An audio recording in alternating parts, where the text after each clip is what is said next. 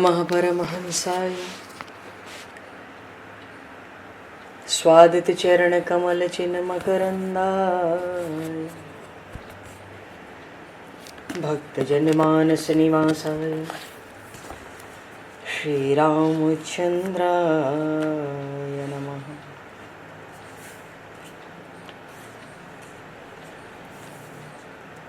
वंदे विदेहतनया पदपुंडरीकं केशौरसौरभसमाहत योगिचेतं हन्तुं प्रतापमनिशं मुनिहंससेव्यं सन्मानशालिपरिपीत परागपुञ्जम्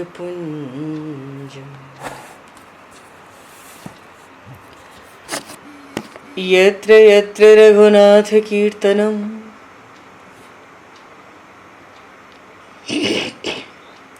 तत्र तत्र कृतमस्तकाञ्जलिं बाष्पवारि परिपूर्णलोचनं मारुतं नमत राक्षसान्तकं कुन्द इंदुसमदेह उमारमण करुणायन जाहि दीन परनेह करहु कृपा मर्दन मयन।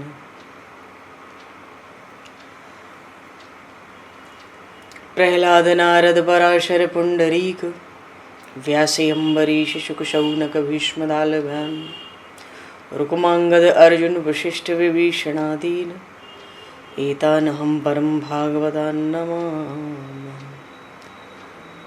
श्री सीतानाथ समारंभां श्री रामानन्दार्य मध्यमाम् अस्मदाचार्य पर्यन्तां वन्दे गुरु परम्पराम्।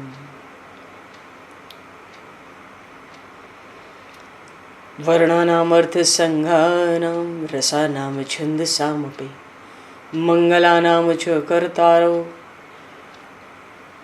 वन्दे वाणी विनायकौ।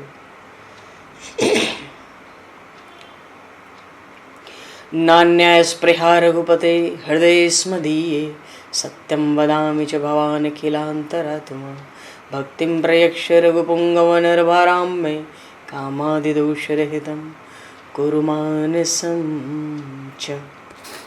भक्त भक्ति भगवंत गुरु चतुर्नाम वपु एक तिनके पद वंदन के नाशहि विघ्न अनेक। बंधु तुलसी के चरण जिनकी न्यो जग काज कल समुद्र घोरत लगो प्रगट्यो सप्त जहां। श्री गुरु चरण सरोज रज निज मन मुकुर सुधार वर्णो रघुवर विमल यश जोदायक फलचार।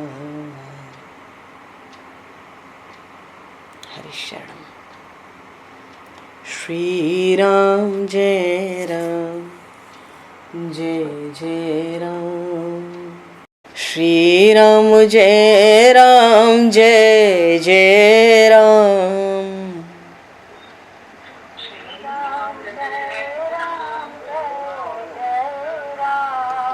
श्री राम जय राम जय जय राम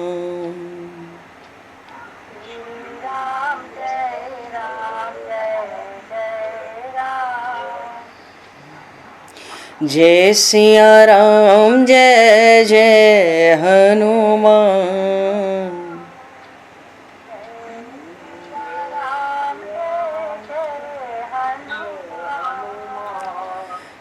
श्री गुरु रामानंद भगवान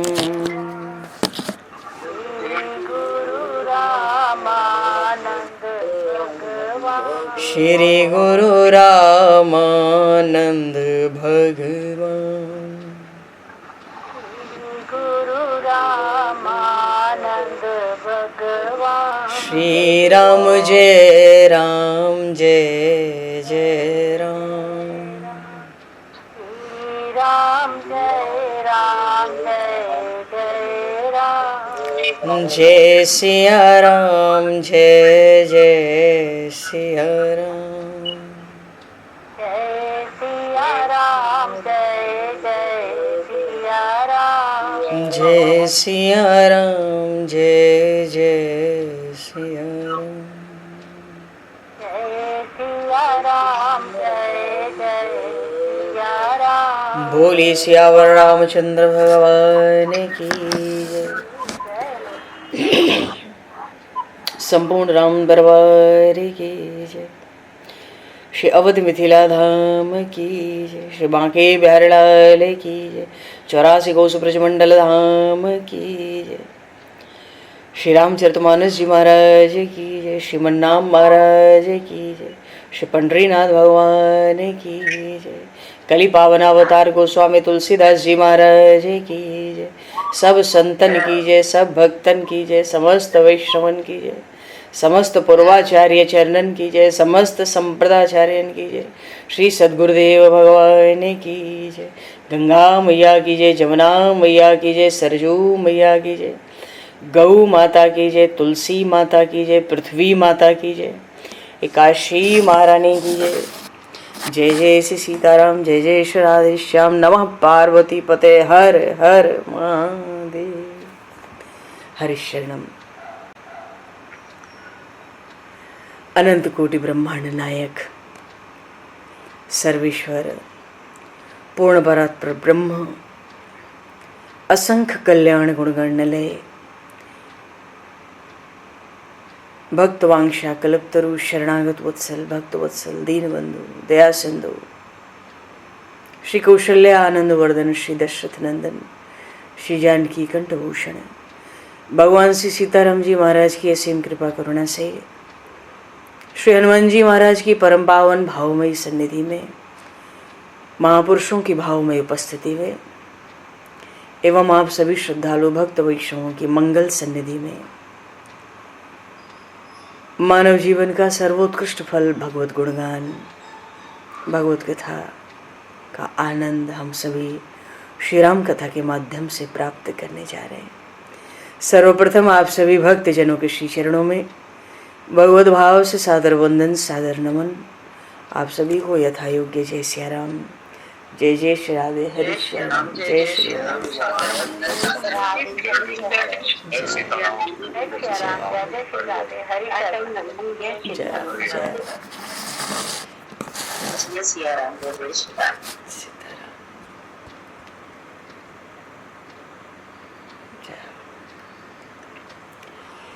श्री रामचंद्र चरणों मनसा स्मरामि।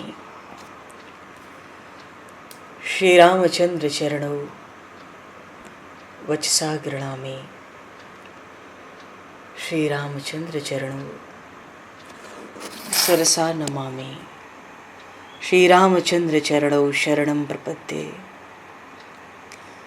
माता रामो मत्पता रामचंद्रः, स्वामी रामो मत्सखा रामचंद्रः, सर्वस्वं मे रामचंद्रो दयालुर, नान्यम जाने नैव जाने न जाने। मंगलम कौशलेन्द्रस्य महनीय गुणालये चक्रवर्ती तनुजाय सार्वभौमाय मंगलम। रामं रामानुजं सीतां भरतं भरतानुजं सुग्रीवं वायुसूनं च प्रणमामि पुनः पुनः। नमोस्तु रामाय सलक्ष्मणाय दिव्यै च तस्मै जनकात्मजाय।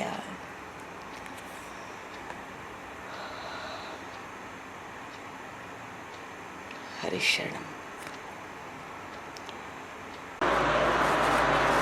पूर्व प्रसंग में भगवान श्री राम श्री विदेह राजनंदिनी और श्री लखनलाल जी के साथ वन गमन के लिए महाराज दशरथ की कक्ष से प्रस्थान करते हैं।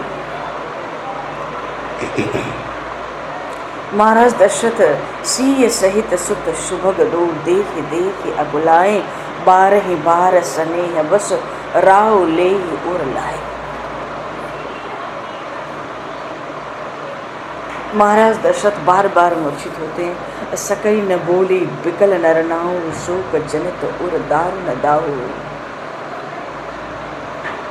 प्रभु ने तो चलते चलते पिताजी से यही कहा कि तो असीस आयस मोहि दीजिए। हे पिताजी, अपना आशीर्वाद दीजिए और हर्ष समय विस्मय कत कीजिए। तो हर्ष का समय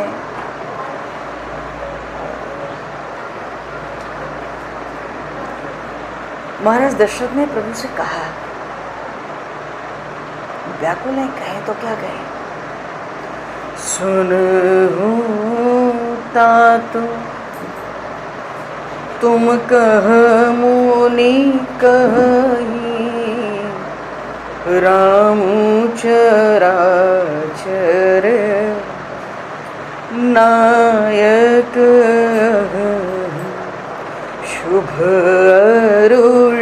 अशुभ कर्म अनुहारी, ईसुदे फलो हृदय विचारी, करई जो कर्म पाव फल सोई, निगम नीतियस कहो सब कोई। हे तात, हे रामभद्र, तुम्हारे लिए बड़े बड़े ऋषि मुनि कहा करते हैं कि ये राम सचराचर नायक है। तुम तो चर अचर के स्वामी हो, सब जड़ चेतन के।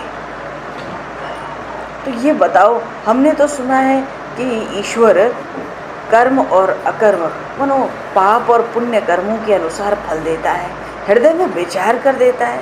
पर ये बताओ राम, ये बताओ कि कर्म कोई करे और फल किसी और को। निगम की नीति, वेदों की नीति तो ये कहती है जो कर्म करता है वो फल पाता है। मैं तो देखता हूँ और करे अपराध को और पाव फल भोग। अपराध तो मैंने किया, कैकेयी को 2 वरदान देने का, पर उसका फल तुम्हें क्यों भुगतना पड़ता है। अति विचित्र भगवंत गति को जग जाने जो, विधाता कब क्या चाहता है कौन जानता है। महाराज दशरथ प्रभु को रखने के लिए कि राम किसी तरह रह जाएं, तरह तरह के छल छोड़कर बहुत उपाय किए, पर देखते हैं राम जी का रूप देते हैं, क्योंकि रामो विग्रहवान धर्मो, साक्षात धर्म का श्री विग्रह है, धर्म धुरंधर है, धर्म के भार को ढोने के लिए इनका अवतार हुआ है। बड़े धैर्यवान, बड़े सुजान। महाराज दशरथ उन विदेह नंदिनी को ही बुला लिए, हृदय से लगा लिए, बड़ी तरह से शिक्षा दी, बन के बड़े दुसह दुख सुनाए और यहाँ रहने का, जनकपुर रहने का, अयोध्या रहने का सुख समझाया। पर क्या करें, सिय मन राम चरणे अनुरागा, सिय मन राम। श्री जानकी जी का तो मन प्रभु के श्री चरणों में है, इसलिए उनको वन विषम नहीं लगता, वन का कोई दुख कष्ट समझ नहीं आता, और घर राजभवन सुगम नहीं लगता। सब लोग मिलके श्री किशोरी जी को समझाते हैं, वन की विपत्तियां बता कर तरह तरह से समझाते हैं। जो सचिव हैं, जो गुरु की माता है ना, माता अरुंधति, और जो अवध की भीतर की अंतःपुर की बड़ी सुजान, बड़ी सयानी स्त्रियां हैं, वो सब बड़े स्नेह से, बड़ी कोमल वाणी से समझाती हैं। तुम कहूँ तो न दीन वनवासु, करहु जो कहें ससुर गुरु सासु। हे जानकी, तुमको तो वनवास नहीं मिला, तुम बड़ों की आज्ञा पालन करो।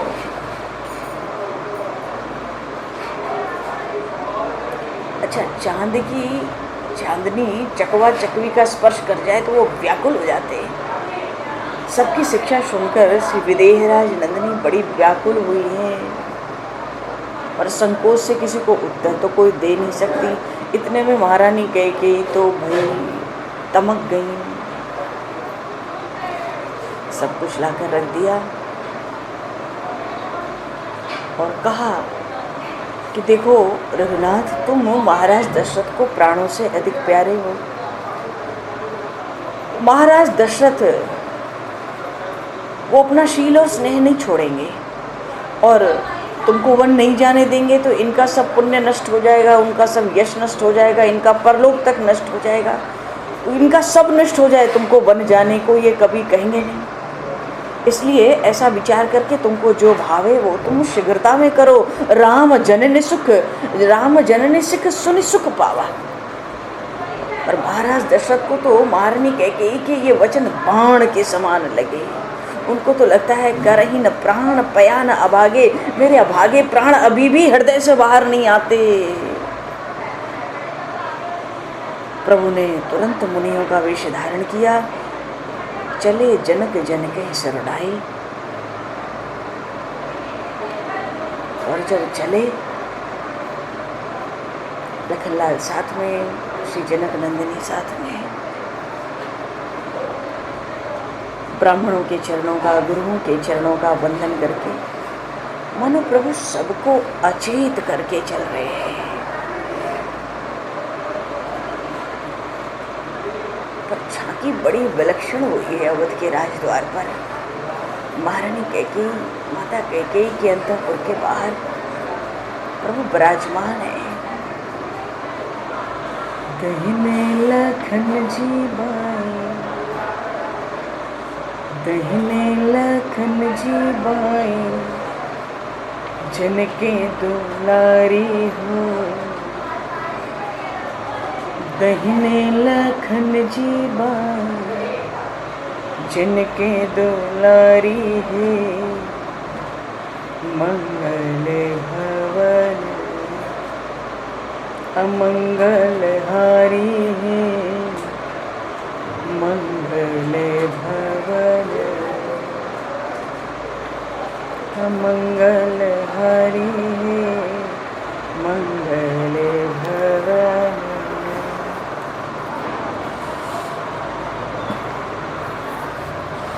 अयोध्या में, अयोध्या के प्रजा को लगता है आज हमारे सब मंगल, सब पुण्य सब समाप्त हो गए।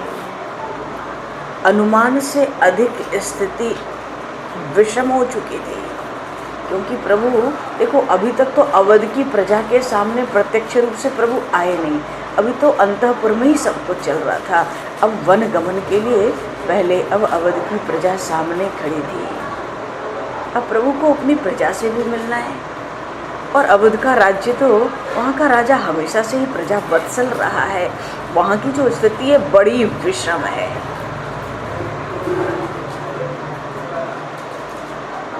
प्रभु जैसे बाहर आए, वो जो महासेनापति थे ना, हाथ में खड्ग लेके तैयार थे, प्रभु को समझाते उससे पहले ही हाथ के अपने उस खड्ग को प्रभु श्री राम के चरणों में रखने के लिए दोनों हाथ में ले लिया। अच्छा, दोनों हाथ में खड्ग चरणों में रखने के लिए ले लिया, इसका भाव ये है श्री राम के प्रति भक्ति की शपथ लेने जा रहे हैं। प्रभु ने भी कोई बाधा नहीं दी। जैसे ही खड्ग नीचे रखकर महासेनापति उठे, तो प्रभु ने भी उनके बाएं कंधे पर अपना दाहिना हाथ रखा। प्रभु कहते हैं, आप भाव के आवेश में ये भूलते हैं कि मेरे पितृचरण तो अभी भी विद्यमान हैं और राम उनको अपना देवता मानता है। उनकी आज्ञा का पालन राम अपने प्राण देकर भी कर सके तो अपना सौभाग्य मानेगा। राम का वही प्रिय हो सकता है जो पितृचरणों का, उनकी आज्ञा का पालन करे, जिससे मेरे पिताजी प्रसन्न हो गए। महासेनापति ने मस्तक झुका रखा था।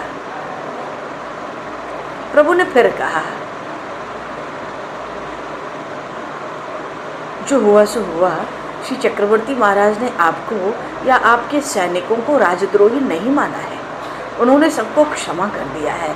अब आप अपना खड्ग उठा लें और महाराज की आज्ञा का पालन करें।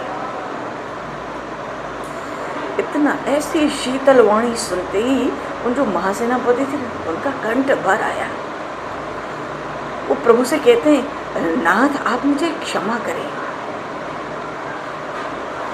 आप तो जानते हैं सेना की भक्ति कभी परिवर्तित नहीं होती और हो जाए तो उसको लौटाना असंभव हो जाता है।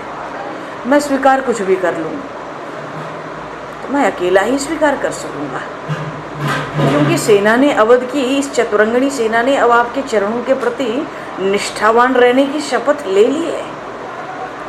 प्रभु ने कहा, अच्छी बात है।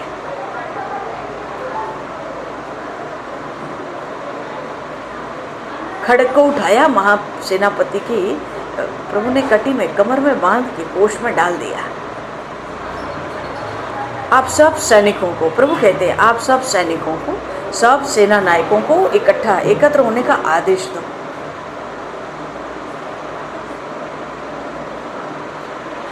प्रभु श्री राम सुमंत्र जी की ओर भी देखते हैं कि राज्यसभा के और जो मंत्रियों का वर्ग है उनको भी मेरी ओर से प्रार्थना कर दें, क्योंकि राम आज राज्यसभा में उपस्थित नहीं हो सकता। उसने वन जाना स्वीकार कर लिया। तो जो राजपथ है उसी पर सबसे मिलकर दो बातें कर लेना चाहता हूँ।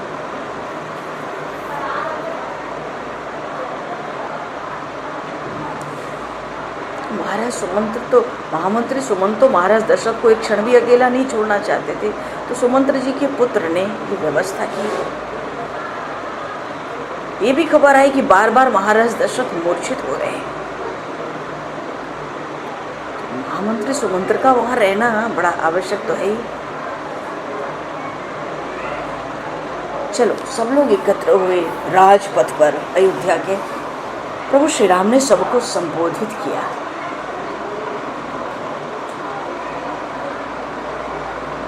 प्रभु सबसे कहते, देखो क्या वाणी है। कहते मेरी माता कौशल्या बड़ी यशस्विनी है, वृद्धा है, धार्मिका है।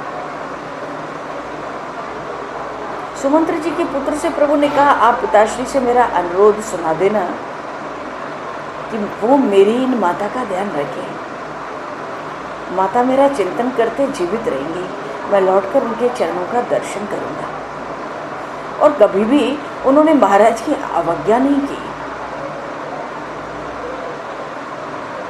उनको कभी दुख भी तो नहीं देखना पड़ा। मेरे जाने से वो बहुत दुखी हैं। उनका दुख कम हो इसका महाराज भी उपाय करें और आप सब अयोध्यावासी इस बात पर ध्यान दें, माता कौशल्या का दुख कम हो।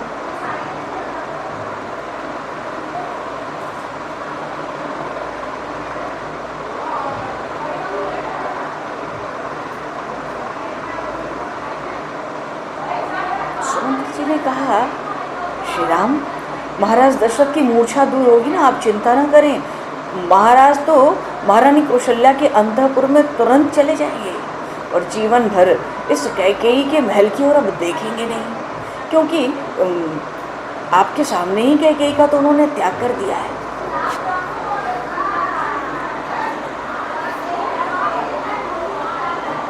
अच्छा, महाराज ने त्याग कर दिया तो सुमंत्र जी के लिए माता कैकेयी महारानी नहीं रह गई। वो राजमाता बन सकेंगी इसकी भी संभावना सुमंत्र जी को दिखती नहीं थी।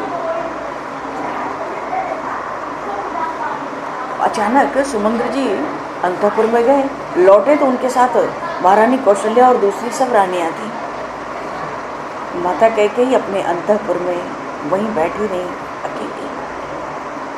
माँ कौशल्या जैसे ही आई ना, किशोरी जी को अंक में भर लिया, बहुत धैर्य रखा। कहती है, बहू तुम धर्मज्ञा हो, पतिव्रता हो, ये मेरे पुत्र राम निर्धन होकर वन में जा रहे हैं, फिर भी यही तुम्हारे देवता हैं। कष्टों से घबराकर इनका अपमान कभी न हो जाए। धर्म में स्थिर, देखो शास्त्र कहता है स्त्री नारी अगर धर्म में स्थिर न हो तो बिना तार की वहाँ भिड़ाए, वो तो व्यर्थ है। पति का सत्कार होना चाहिए, इसी में स्त्री का सुख होना चाहिए। माता कौशल्या ने श्री धरानंदिनी से कहा, देखो इस संसार में, लोक में, परलोक में भी असीमित परम पद का कोई लाभ प्राप्त करा सकता है तो वो एक स्त्री को उसका पति ही प्राप्त करा सकता है। श्री जनक नंदिनी ने इस उपदेश को हृदय में रखकर उनका अभिनंदन किया, उनके चरणों की वंदना की, रोते रोते अंकमाल दिया। माँ कौशल्या ने विदा के समय आशीर्वाद दिया। प्रभु श्री राम ने भी माँ के चरणों में मस्तक रखा, हाथ जोड़े, बोले, अब आप पिताजी की ओर ध्यान दो। माँ, वनवास के 14 वर्ष की अवधि स्वप्न के समान व्यतीत हो जाएगी। मैं लक्ष्मण और आपकी पुत्रवधू के साथ शीघ्र लौटूंगा। महाराज की अन्य रानियों के भी प्रभु ने चरण स्पर्श किए। मैं आपका पुत्र हूँ। सब माताओं से प्रभु कहते, मैं आपका पुत्र हूँ। कभी प्रमादवश मुझसे कोई अवज्ञा हुई हो, कोई कठोर वाणी मुख से निकल गई हो, आप सब क्षमा करें। सब भारी रुदन कर रही थी। मानो प्रभु श्री राम, अनुज श्री लखनलाल और श्री विदेह राजनंदिनी सबको प्रणाम करके सबकी प्रदक्षिणा की। महारानी सुमित्रा ने लक्ष्मण जी से कहा, वत्स, वनवास जाते समय श्री राम की सेवा के लिए ही तुम्हारा जन्म हुआ है। हाँ, श्री राम और वधू सीता जब वन देखने में लगे हों या निद्रित हों तो तुम सावधान रहना, कोई प्रमाद मत करना। हाँ, राम के दर्शन में लगकर प्रमाद मत करना। इनकी रक्षा में सदा सतर्क रहना। बन जाओ और स्मरण रखो कि ये अग्रज कैसे भी हों, यही तुम्हारे सर्वस्व है।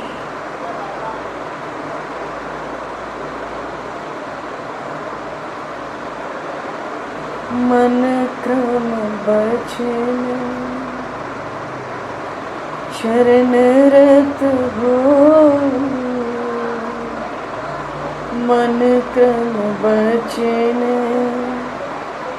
चरण रत होई, कृपा सिंधु पर हरि के सोई, कृपा सिंधु पर हरि के सोई, मोरे सब एक तुम स्वामी, दीन बंधुर अंतर जामी, गुरु पित मातु न जानो पाऊं। लक्ष्मण जी तो प्रभु के चरणों में ये पहले ही बड़े भारी नए दैन्य से निवेदन कर ही चुके थे। मन क्रम बचन चरण रत होई, कृपा सिंधु परिहरे के सोई। माता सुमित्रा लक्ष्मण जी से चलते चलते यही कहते हैं, अब ये तुम्हारे महान अग्रज जैसे भी हों, यही तुम्हारे सर्वस्व हैं। इन महान अग्रज की सेवा में और वन में जो आर्थ हैं उनकी रक्षा में और युद्ध में प्राणों का बलिदान देना इक्ष्वाकु कुल का धर्म है। लक्ष्मण, ये राम ही तुम्हारे पिता हैं, ये सीता ही अब तुम्हारी माता है। इनके साथ वन तुम्हारे लिए अयोध्या ही है। तुम हमेशा प्रसन्न चित्त प्रस्थान करो, प्रसन्न चित्त रहो। उधर महाराज दशरथ केवल राम राम रट रहे हैं, राम राम रघुनाथ। महामंत्री सुमंत्र कहते हैं, उनकी व्यथा का पार नहीं है। महाराज दशरथ कहते थे, सुमंत्र जी से लगता है मैंने बहुत से प्राणियों की हिंसा पिछले जन्म में की है, बहुतों को पुत्रहीन बनाया है, उसी पाप का परिणाम मुझे मिला है। हाय हाय, मेरे प्राण क्यों नहीं निकलते हैं। मेरे पुत्र मेरे नेत्रों के सामने वल्कल धारण करें और मैं जीवित देखता रहा। इस एक कैकेयी के कारण ये सब कुछ मुझको सहना पड़ा। महाराज दशरथ बार बार मूर्छित हो गए। जब मूर्छा दूर होती, महाराज दशरथ ने अपनी पुत्रवधू श्री किशोरी जी के लिए वस्त्र और आभूषण भेजे। सुमंत्र जी लेकर आ गए सब। महाराज दशरथ ने अपनी बहू के लिए वस्त्र और आभूषण भेजे।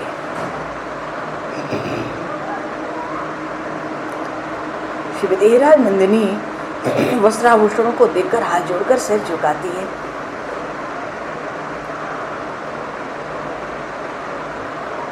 कहती है सुमंत्र जी से, आप तो स्वयं ही मेरी असमर्थता को समझकर क्षमा कर दें। हम वनवासी कोई भी अतिरिक्त वस्तु रखेंगे तो हमारे लिए भारी होगी। ऐसी विषम स्थिति है। आप सोचो, एक एक संवाद पर क्या स्थिति होती है अवध में। आज महाराज दशरथ क्रंदन कर रहे थे। महाराज दशरथ कहते हैं, श्री राम में इतने सद्गुण न होते तो माता पिता इनको वन में कैसे भेज पाते। सुमंत्र जी कहते हैं, महाराज ने आज्ञा दी है, आप तीनों रथ पर बैठ जाओ और मैं इस अयोध्या से, इस सीमा से आपको बाहर तक पहुंचा आया हूँ। तो प्रभु ने कहा, देखो, हम सैनिकों से और प्रजा के प्रतिनिधियों से विदा लेकर रथ को स्वीकार कर लेंगे, पर जब तक अवध है प्रभु चाहते हैं मैं पैदल चलूं। राजपथ ही सबको मिलना चाहते हैं, पर वो तो रुक गया है। ऐसी भीड़ है राजपथ पर, चलने की जगह नहीं है। ये दृश्य की झांकी कितनी हृदय विदारक है। प्रभु कहते हैं सबसे, आप सब चाहते हैं कि राम पिता की आज्ञा का पालन करके समय पूर्ण होते ही अयोध्या लौटे।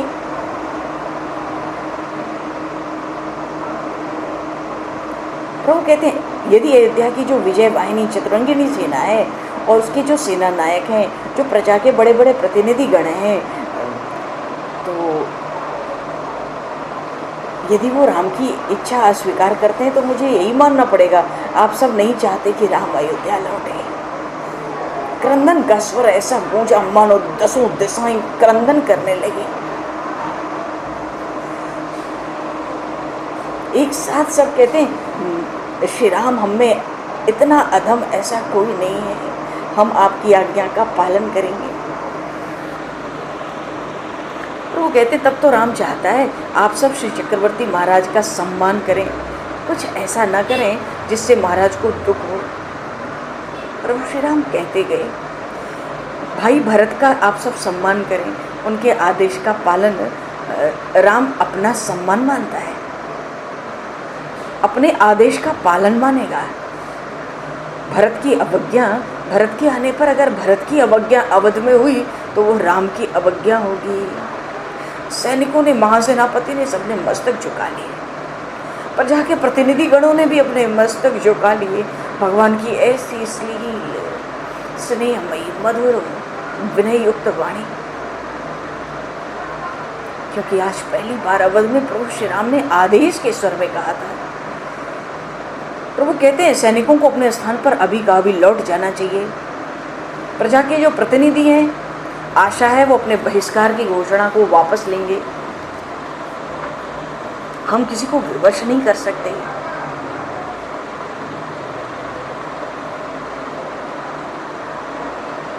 इतने में महासेनापति ने घोषणा कर दी, हम किसी को भी रानी कैकेयी अथवा राजकुमार भरत की सेवा के लिए जातिच्युत अब नहीं करेंगे। हे रामभद्र, आप हमें क्षमा करें, पर किसी की भी सेवा के लिए किसी को विवश करना बहुत उचित नहीं है।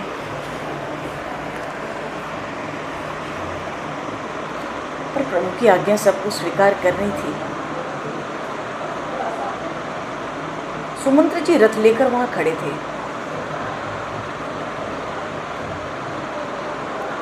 इतना क्रंदन था राजपथ पर, बीच में अचानक एक ऐसा बड़ा भारी क्रंदन हुआ, ऐसी करुण नदी ने मानो घर कर लिया।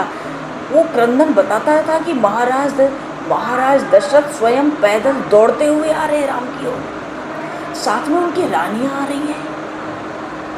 ये स्थिति असह्य, बड़ी दुखद, बड़ी दारुण दुख देने वाली थी। उसी क्षण प्रभु लक्ष्मण जी के साथ अपनी भार्या के साथ रथ पर चढ़ गए और सुमंत्र जी से कहा रथ आगे बढ़ा।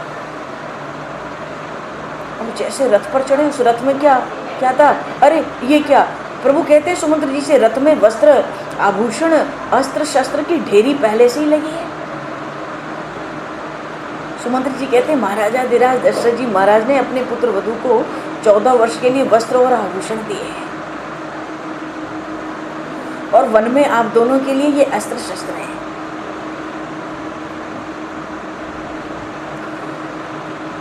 तो वहां क्या कोई वाहन साथ लेकर चलेंगे इनको उठाने के लिए? इस सामग्री को आप रथ के साथ अयोध्या लौटा ले आना, अभी मत लौटाओ, पिताजी को बहुत कष्ट होगा। जब हम वन जाएंगे तो आप अयोध्या में इस रथ में जो सामग्री है ले आना। अयोध्या नगर का राजपथ भरा था, बड़ी अव्यवस्था थी, हाथी घोड़े बैल गाय सब व्याकुल हैं, मानो सांप बंधन तोड़कर अपने स्थानों से निकल आए थे, चिंगाड़ कर रहे थे, वन की ओर दौड़ रहे थे। जो पक्षी आकाश में थे वो भी चीखते हुए आज उड़ रहे थे। जितने भी नर नारी हैं सब उन माता कैकेयी को बड़े कठोर अपशब्द कह रहे थे। प्रभु कहते हैं सुमंत्र जी रथ का वेग मंद मत करो।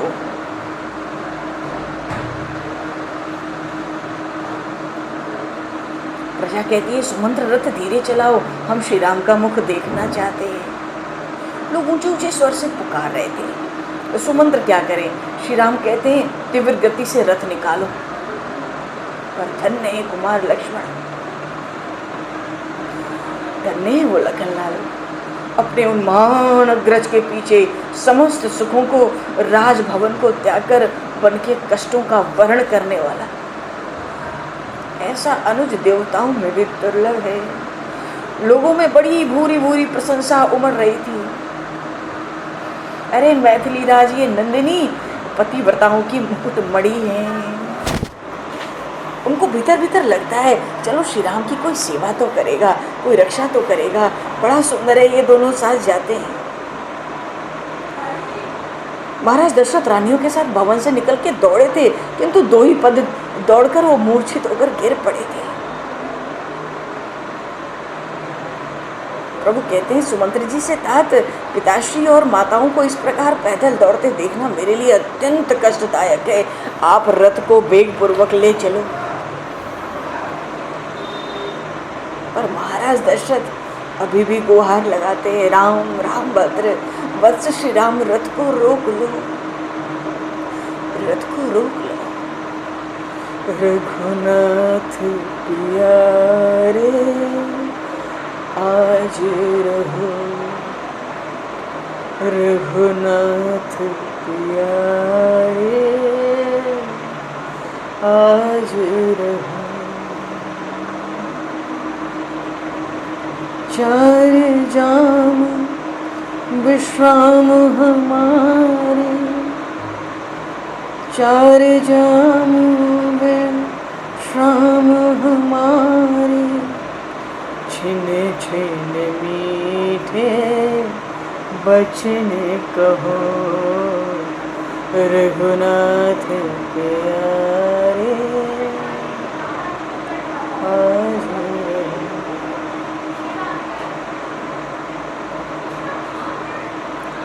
पीछे से महारानी कौशल्या महाराज दशरथ पुकारते हुए दौड़ते हैं, मूर्छित होकर गिरे।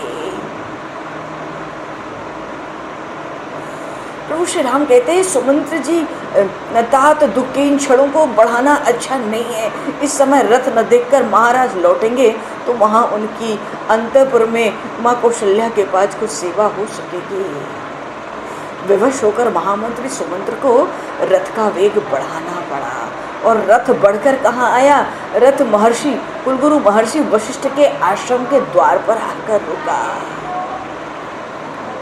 देखो अयोध्या ने ऐसा दारुण दुख कभी देखा नहीं था।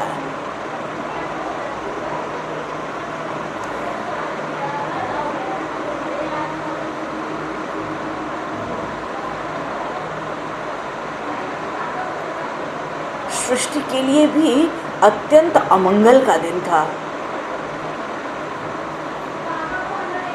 देखो मकर अपने बुरे स्थान में था, गुरु में, मीन अपने बुध स्थान में, कर्क अपने मंगल स्थान में, वृश्चिक चंद्रमा के स्थान में। ये तो नीच राशिगत हैं और शेष ग्रह जो हैं वो तो शत्रु गृही हैं, बड़ी बुरी स्थिति में ग्रह पड़े हैं। और जो शुभ ग्रह हैं वो केंद्र में स्थित तो हैं पर बड़े दूषित हुए पड़े हैं। दिशाएं सब, दसों दिशाएं बड़ी म्यान हो रही हैं। जब गुरु आश्रम आया, प्रभु श्री राम रथ से उतरे, महर्षि तथा माता अरुंधति आश्रम वासियों के साथ द्वार पर ही थे। अपने छोटे भाई और भार्या के साथ प्रभु श्री राम कुलगुरु, गुरु पत्नी और ब्राह्मणों को प्रणाम करते हैं। और कुलगुरु से तो अपनी अंजलि बांधकर प्रभु कहते हैं, हे देव, हे गुरुदेव, मेरे तथा लक्ष्मण के भवन के जो सेवक सेविकाएं हैं और मेरी माता कौशल्या की देखभाल अब आपके ही श्री चरणों पर निर्भर करती है। इन तीनों सदनों में तो जो जनकपुर या ननिहाल से आए हुए सेवक या सेविकाएं हैं उन्हीं को व्यवस्था में रख दीजिए।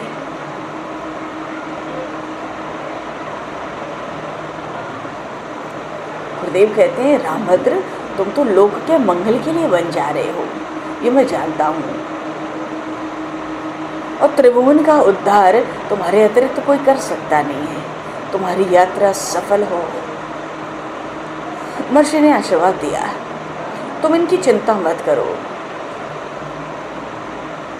इनको असुविधा देने की शक्ति तो किसी यदि देवता में भी नहीं है। वशिष्ठ अयोध्या में सबका ध्यान रखेगा, तुम आश्वस्त रहो। जिनकी तुम चिंता करते हो उनकी उपेक्षा कोई कर सकता नहीं। अच्छा, आसपास जो लोग थे ना वो चर्चा करते थे, धन्य है राम, राज्य गया, सुख गया, स्वयं भार्या के साथ वन जा रहे हैं और अभी भी राज सदन में रहने वाले अपने सेवक सेविकाओं के लिए भी चिंतित हैं। जो लोग अयोध्या में इन श्री राम के आश्रित जन हैं उनको ऐसा वात्सल्य कहाँ मिलेगा। प्रभु ने हाथ जोड़कर गुरुदेव से कहा, सर झुकाकर, गुरुदेव एक अनुरोध और है, माँ कैकेयी की अवज्ञा उपेक्षा नहीं होनी चाहिए। महाराज उनसे रुष्ट हो गए हैं, भरत क्या करेंगे कहा नहीं जा सकता। गुरुदेव ने भी साफ कह दिया, वत्सराम, वशिष्ठ इस विषय में असमर्थ है। कैकेयी अब अयोध्या के प्रजा का सम्मान नहीं पा सकेगी। हाँ, मैं केवल इतना कर सकता हूँ कि उसके साथ कोई अनिष्ट घटित नहीं होगा। एक वर्षासन कहते हैं ना, एक वर्ष का अन्न, वस्त्र, दान सबको प्रभु करके आए। जितने सेवक सेविका थे और भी जो अन्य लोग थे जिनको प्रभु नित्य ही कुछ दान किया करते थे, जो प्रभु के ऊपर आश्रित थे, कम से कम एक वर्ष का दान प्रभु ने सबको वहाँ खड़े होकर जाने से पूर्व किया है।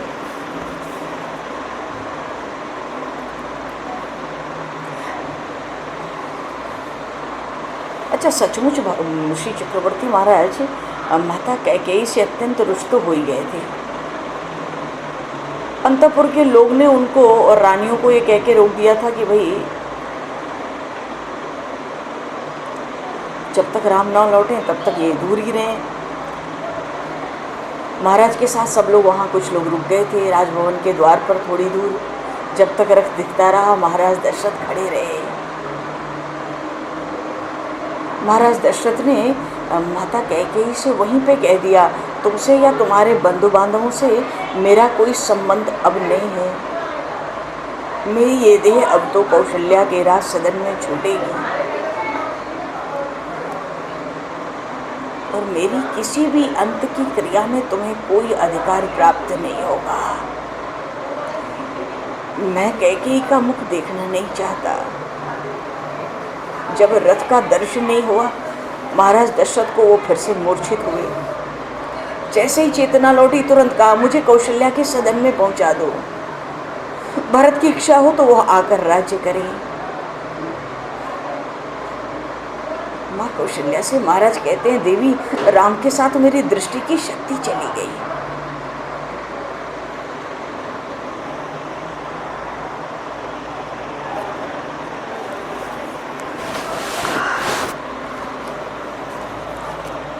महाराज दशरथ महारानी कौशल्या के सदन में आए हैं। प्रभु को तो यही चिंता थी, माँ तो सकल मोरे बिरह जही न हुई दुख दीन, सोई उपाय तुम करे हो सब पुरजन परम प्रवीण। सबको बरसासन दिया, दान पुण्य किया निकलते निकलते, और सबको हाथ जोड़कर प्रभु श्री राम ने यही कहा, माता पिता को मेरे अभाव में दुख न हो। गुरसन कही बरसासन दीने, आदर दान विनय बस कीने, जाचक दान मान संतोषी, नीत पुनीत प्रेम परितोषी। और दासी दास बोलई बहोरी, गुरही सौंप बोली कर जोरी, सबके सार संहार गोसाई, कर भी जनक जननी के नाई। सेवक सेविकाओं को बुला लिया, गुरुजी के सामने उनको सौंप दिया। कहते माता पिता की तरह आप इनका पालन करना। कैसा वात्सल्य है। और 12 जोर जुग पानी, कह तो राम सब सन मृद बानो, सोई सब भांति मोर हितकारी, जहिते रहें भुआल सुखारी। प्रभु ने सबसे हाथ जोड़कर बार बार यही कहा, मेरा तो आज्ञा पालन करने वाला, मेरा हित चाहने वाला वही है, जिससे मेरे माता पिता अब सुखी रहें। तो सबको समझाकर यही विधि राम सब ही समझावा, गुरु पद पदम हर्ष सिरनावा, गणपति गौरी गिरीश मनाई, चले असीस पाए रघुराई। और राम चलत अति भयो विषादो, सुन न जाए दूर आरत नादो। राम चले बन प्राण न जाही, राम चले बन प्राण न जाही, केहि सुख लागी रहत तन माही।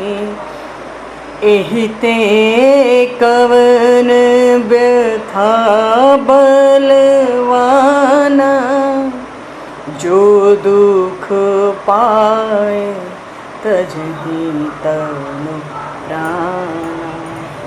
पुनि धरि धीर कहहि नर नाहु, लेथु संग सखा तुम जाहु। जय जय सिया राम, जय जय सिया राम, जय जय सिया राम, जय जय सिया राम, जय जय सिया राम, जय जय सिया राम। बोली सियावर रामचंद्र भगवान की जय।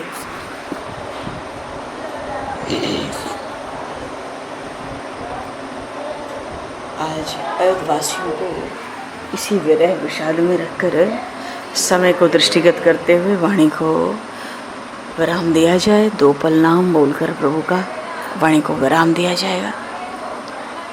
बोलिए श्री राघवेंद्र सरकार की जय।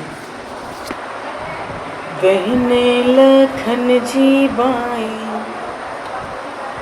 दहने लखन जी बाई, जनके दुलारी है।